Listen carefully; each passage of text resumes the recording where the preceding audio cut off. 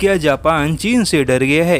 क्या जापान ने चीन के विरोधी वाले खेमे से अपने आप को अलग कर लिया है? क्या जापान ने अपने सहयोगी देशों को धोखा दिया है? क्योंकि जापान ने जो फैसला लिया है उसके बाद इस तरह के कई सारे सवाल इंटरनेशनल मीडिया में जापान को लेकर पूछे जा रहे हैं। चीन के खिलाफ मजबूत होती घेराबंदी को जापान ने बड़ा झटका दिया है। एक तरफ जहां America, Australia, Germany, Canada, Britain और भारत चीन की नकेल कसने में लगे हैं, तो वहीं जापान ने सभी को झटका देते हुए हांगकांग के मुद्दे पर चीन के खिलाफ जारी अमेरिकी अभियान में शामिल होने से इनकार कर दिया है। दरअसल न्यूज एजेंसी क्योदो के मुताबिक हांगकांग पर लाए चीन के नए राष्ट्रीय सुरक्षा कानून को लेकर संयुक्त रूप से चीन की आलोचना भरे बयान जारी करने के अमेरिका, ब्रिटेन और अन्य देशों के फैसले से जापान ने अपने आप को अलग कर लिया है। अब ऐसे में कई मीडिया ने जापान पर सवाल उठाए हैं कि अगर जापान संयुक्त रूप से चीन की आलोचना नहीं कर सकता तो फिर जापान चीन के खिलाफ किसी बड़ी कार्यवाही में बाकी देशों का साथ कैसे देगा। हालांकि कुछ जानकारों का मानना है कि यह जापान की कूटनीति का हिस्सा है,